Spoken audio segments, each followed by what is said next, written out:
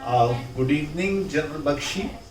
I take it my privilege that today you have spared some time for our radio. It is a radio booze, which is of course 24 by 7 and audible throughout the world.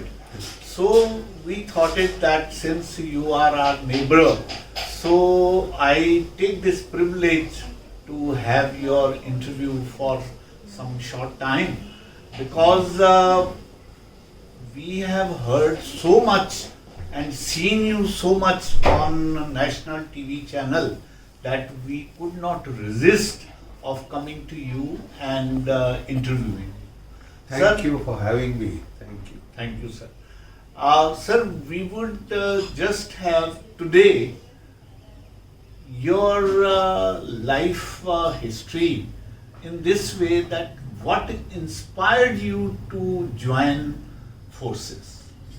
Look, I had an elder brother. Okay. He was Captain Srishti Raman Bakshi. Okay. He joined our family regiment, the Jammu and Kashmir Rifles, Okay. and immediately after the 62 war in 63.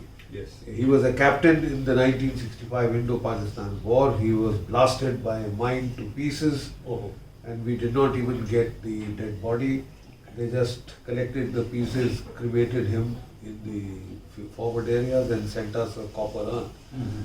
And when we went to, disperse those ashes, Mhm. I was quite clear what I had to do. Ji. Because it is when the body is desecrated, it is essential to take revenge. Yeah. And that's what I joined the armed forces for. 65 itself, December, I gave the NDA exam. Okay. And the next year I had to go for the interview.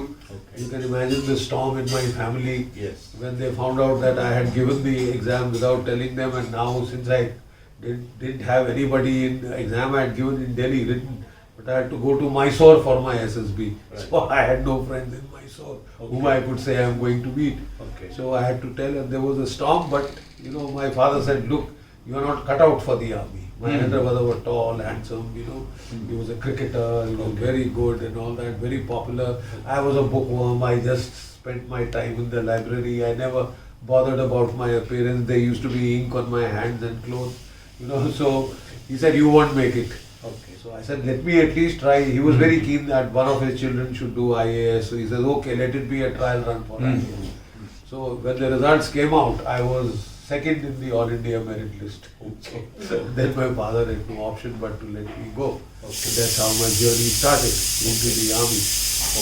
I have no regrets. When I look back, I think I would do the same thing all over again. Right, right. So, sir, in your family, how many sisters and how many brothers? In my family, we had my elder brother, self, and my younger brother, and we had one. The youngest was our sister, quite obviously the apple of the eye and the darling of every. Now, sir, knowing this, of course, you set a example for Indian young people to join army. And as you say that you have no regrets, rather it can be said in such a way that anybody can feel proud to join army seeing your example, which is available even on national television. Sir, I would like to know that after joining this army, how many hurdles do you face to reach the level of a general, and when did you retire? All right. You see, I spent 37 years as an officer. And if you add 4 years of training, 3 at the NDA and 1 at the Indian Military Academy, Dehradun, Okay. it's 41 years in boots. Okay. Okay. And hurdles, the first hurdle is to, one, get through. Yes. Number two, after that hurdle, there is that tough training to be done, Okay. which is merciless. And it is correct that we have to be tough because it's a tough profession. Yeah. So people are filtered out almost through a process of pain. Those who can't take it, they just fall by the wayside. Yeah. So NDA training we did, then we did the training, final finishing training as it is called at the Indian Military Academy. Okay. And ours was the batch of 71. Okay. That means in the clouds of war, even as we were finishing our training, were gathering all over Bangladesh. Hmm. And in October, We were to pass out on 14th December. Yeah. October, the adjutant came on his charger and he said, "Boys, you've done very well. We are going to, pass you out 1 month in advance." So we all cheered. We done very well. So the adjutant turned to the assistant adjutant and he said, "Poor chaps. They don't know what they are in for." Because he says by the time they get to the units, the units would already be in war, they would already be in action, they wouldn't know the boys wouldn't know them. Yeah. And because they are young and hot-blooded, they'll go charging, they'll have maximum casualties. And that is how it was. We were given 10 days leave to see Mama Papa. 14 November we passed out. 10 दिन घर गए और train में डाला और सीधा सिलीगुड़ी. और जब वहाँ उतरे तो पूरा सिलीगुड़ी स्टेशन था, वो स्टील हेलमेट्स और नेकेड संगीत चमचमाती है वो विंटर की मॉर्निंग सन. तो संगीत है और तो हैरान हो गए कि हजारों सोल्जर्स भरे हुए प्लेटफॉर्म पे, उस पर छत भी नहीं होती थी. साइडिंग पे हम लोग आए थे. वैसे भी वो सर ट्रबल्ड एरिया वो शुरू से था वहाँ. वो माओइस्ट, आपको याद है बंगाल में ही नक्सलिज्म शुरू हुई थी. तो काफी उसको उस वक्त दबाया गया था, फौज का इस्तेमाल किया गया था और फिर सीधा फौज को अंदर. तो साहब अपनी सर्विस के पहली रात हम लोग लड़ाई में थे. कितने मेरे साथी शहीद हुए और कितने सारे घायल हुए, किसी की टांग गई, किसी का हाथ गया और बहुत नुकसान हुआ हमारा साहब. बट हमें बड़ा फक्र है. We were at the cutting edge of the greatest victory in the last 2000 years of military victory. And 13 days we went 550 kilometers inside Bangladesh, captured the capital city of Dhaka. We used Helibon operations, we used paradrops to speed up operation, and 93,000 prisoners of war surrendered. Yes. You see, this was the greatest military victory after the Second World War. Exactly. इतना बड़ा नहीं हुआ साहब. और we broke Pakistan in two, we changed the map of the world. Yes. So this is how we started service. और उसके बाद किस्मत देखिए साहब, जो लड़ाई का मैदान था मुझे वहाँ भेजा गया. I fought in Punjab as a major. I fought in Kargil as a lieutenant colonel, commanded my unit. 6 boys killed, 21 wounded. You can imagine the kind of thing in those days. I had to cremate the boys myself. They were not sent back home, and my hair turned white in just about 6 months. So that is, then after that I fought counter-terrorist operations in Kishtwar, one of the toughest and bloodiest fights. There I got the Vishesh Seva medal in Kargil, I got the Sena medal in Kishtwar, which was the highest mountains and deep valleys, 7,000 feet valleys, 15, 16, 17,000 feet high. So it was the toughest area, but we set a record in killing terrorists in that area. Never have so many been killed in 1 year there and all that. So I finished that command, I did the National Defence College course, I was sent back as BGS information warfare to J&K again. So I had 3 consecutive tenures in J&K, and after that I became GOC Romeo Force. I fought counter-terrorist operations in Rajouri and Poonch. I have seen people die to my left, people die to my right, and I have held the hands of boys as they were dying, giving them the last sip of water. And it's been a tough life. It's been a very, very tough life. I've had 2 tenures in the Military Operations Directorate, where we control the operation directly under the Army Chief. I have taught at the Staff College, I have taught at the Indian Military Academy, Dehradun as an instructor, and I am very happy to say that General Rawat was one of my students, gentleman cadets in the IMA, and so was General Arabne. And they still are very kind to give me a lot of respect as a old ustad. So it's been a tough life, very adventurous life, and there was once I was given a Lifetime Achievement Award. And so they, along with the likes of Mr. Qureshi, the election commissioner, and TVR Subramaniam Saab, cabinet secretary. So I was in very illustrious surrounding. So they called me on stage and they said, General Saab, you spent 37 years in the army. What was your greatest achievement? So with a straight face I told them, staying alive. That's the biggest proof. It's my greatest achievement. You said, "Badi kya achievement mein ho raha hai?" And if I said the reason for that is my wife and my daughter who are sitting here, they kept praying because she had to stay in separated family quarters. The army wives and families. She had to bring up the children alone. because I was up in one field area after another field area after another. Yeah. Even in by military standards, I have spent more time in combat than 98% of my competitors. Yes. So that is what life has been. Sir, But आप- it was great. It was great. Yes. Sorry, sir. Thank you. Sir आपकी इस तरह की tough life देख के could you marry in army officers family or you could arrange someone who is not from military background? I'm asking this specifically because you really need a family support for all these things. And if they are from military background, then they perhaps appreciate more your situation, location and ability. No, that's quite right. That's quite right. It would be very preferable to get a bride from the army. We are a fighting community. You see, from my father's side, we trace back to Parshuram, Ji. and from my mother's side to Guru Dronacharya. Okay. So I married in the community. So there was that martial background as it is Okay. in the community. So many uncles, so many relations, Okay. brothers in the army. Okay. My father-in-law was an electronic engineer with All India Radio, Okay. and that of course is Sunita who just went by. Okay. And Sunita had not seen the military, so we got married when I was a captain and I was teaching at the IMA. Okay. So that was a good place to start a family life. At least Yes. we were together for the first 2.5, 3 years, Yes. to get your life going. And of course, she learned the ropes very soon, and she's become one of the toughest army wives because she's, Naturally. the most separations and Yes. being on the front, she had to bring up the family alone. She spent in most of our time in separated family quarters. But even the girls who come, we have a very good system of enculturation. Yes.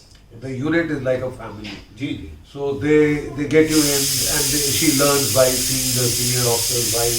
They mentor her, take care of her. The CEO's wife is like a mother hen there. She takes care of her flock. Ji. So there are support systems and people manage. Even if they come from civilian backgrounds. Ji. Like my wife managed so well. Yeah. That's why I was can the- understand. 5:20 पे है वो. हाँ मामा, we are just about to finish. तो general साहब मुझे मालूम हुआ है कि आप लेखन की तरफ बहुत रुचि रखते हैं और बहुत सी उसके लिखी हुई हैं आप 40 किताबें करीब जी, आपने जी, लिखी हैं. जी, सर जी. बताइए. देखिए मेरा पैशन है to read and to write. Okay So that was like I told you from school I used to be most of the time in the school library and बाकियों को 2 किताबें मिलती थी and one time वो librarian जो madam थी मेरे को 4 किताबें दिया करती जी. थी. I could do a book a day. जी Read the book a day and give it back in time and all that and not get reminders to return करिए book, return करिए book. and all. Okay. So she was very fond of me, that lady, and I bless her, thank her. She's no more, and that gave me a love for books. Ji. The perfume of the printed page Yeah. is something that is my idea of heaven. So I've written 40 books. Most of Okay. them are on military subjects, as the lady said, Okay. but a lot of them are on spirituality, on philosophy, Okay. because I'm supposed to be a Brahmin, a fighting Brahmin, Okay. Mayal we are called. Okay. So, and in the army also now the new trend is scholar warrior. You see, frankly, I joined the army to get away from physics, chemistry, maths. I hated those subjects. I liked the arts much more. But then in the army, I was forced to do physics, chemistry, maths, coordinate geometry and, algebra and calculus and everything. And then I subsequently went on to do my MSc in the Staff College, Ji. military science, and then when I went there as an instructor, I did MPhil. And then when I was teaching at the National Defence College, the highest teaching level, then I had to do my PhD. Okay. And I was one of the first instructors from the NDC Okay. to earn a PhD after my retirement. अरे Okay. वाह. So it has been studies right through. Sir thesis का subject The thesis का subject था limited wars against a nuclear backdrop. Okay That was very current topic, Yes, so it was yes. given to me. Yeah. And I got my PhD in about 2.5 years. Okay There are people in JNU who have been working for 10 years, Kanhaiya Kumar and the other. But I got it in 2.5 years, and and one of the inspirations was my daughter हाँ and my sister. Okay My sister did PhD much before I did. And then my daughter, when she started doing PhD, I said, look, I look like a gadha in the family. So I did my PhD Yes, too. yes, yes, yes. तो sir इससे तो हमें ये लग रहा है कि हमें बार बार आपके पास आना पड़ेगा और हमारा प्रिविलेज रहेगा कि हम आपको अपने रेडियो में भी ले आएं, क्योंकि जो टॉपिक्स आपने जिक्र किए हैं इन सब टॉपिक्स पे सर हम अपने रेडियो पे बहुत से विद्वान लोगों को भी बुलाते हैं, उनकी टॉक्स को भी रिकॉर्ड करते हैं और हमारी ये इच्छा रहती है कि हर साधारण व्यक्ति उससे बेनिफिटेड हो। इस एम के साथ ये रेडियो बूज जो है वो काम करता है।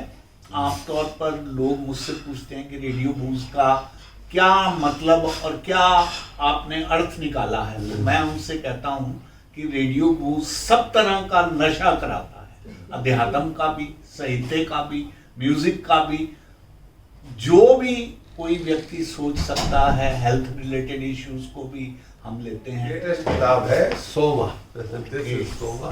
Okay. और सोमा was the construct जो कि आप कह रहे हैं। Okay. सोम क्या था? Yes. वेदों में सारी व्याख्या इसकी है। Yes. Som was supposed to be a psychotropic plant, ये एक व्यू था, Yeah. जिसको खा के लोगों को एक्सटेसी आती थी, क्रिएटिविटी आती जी। थी, डर भय चला जाता था लड़ाई के मैदान जी। में, गोली भी लगे तो दर्द नहीं होती, तलवार भी काटे तो used to be in ecstasy, you see that kind of a thing, high।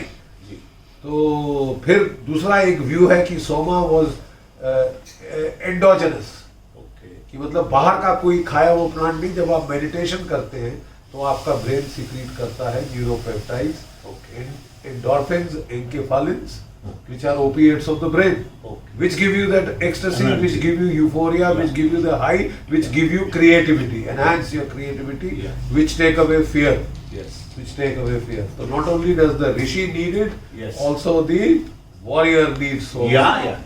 That's it. तो आपका रेडियो भूज और ये कॉन्सेप्ट तो ऐसे बैठे हैं जैसे- thank you very much sir, आपने वाकई मुझे एक नया मेरे रेडियो का अर्थ भी दे दिया। आप रेडियो सोमा कर दीजिए अब। हाँ। You will be more in line with the Indian yes tradition. Yes yes. So thank you very much for sir मैं मेरे साथ एक छोटा- मैडम भी हैं, आपसे ये भी थोड़ा सा रूबरू होना चाहेंगे तो आप। मैं तो सिर्फ एक लास्ट चलते सवाल सद ये शुरू हो रहा है, अपना नव वर्ष आ रहा है, राष्ट्र के नाम आप क्या संदेश देना चाहते हैं विशेष रूप से युवाओं के लिए? देखिए, मैं सिर्फ ये कहना चाहता हूँ कि हमारे पूरे इतिहास में आज़ादी के बाद इतनी राष्ट्रीय सुरक्षा को चुनौती कभी नहीं आई जितनी आज है। चीन है, पाकिस्तान है, उधर तालिबान हावी हो गया है अफगानिस्तान पे, उधर तुर्की है, हमारे घर में माओइस्ट हैं और जिहादी हैं। तो साहब, ये इससे ज़्यादा बड़ी चुनौती कभी नहीं।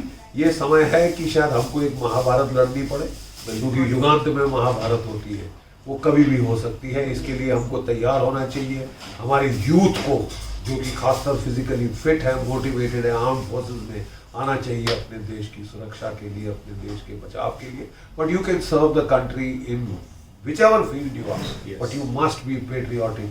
You must love your country. It is not a piece of the earth. It should be an emotion. Sir जय भारत, जय हिंद।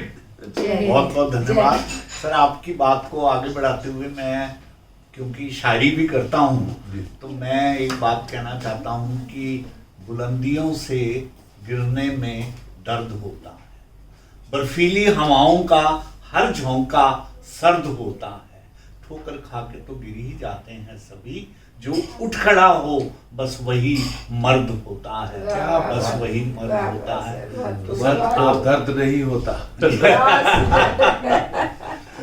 तो बात ये सर, आज आपसे बात करके बहुत ही अच्छा और एक अलग तरह का एंथ्यू हम आपसे लेके जा रहे हैं। बस मेरी एक ही गुजारिश है, हमें आप मौका देते रहिएगा, हमें आपसे बहुत कुछ लेना है और आगे लोगों में बात। इंशाअल्लाह। धन्यवाद। अब आप you know the way, आते रहे।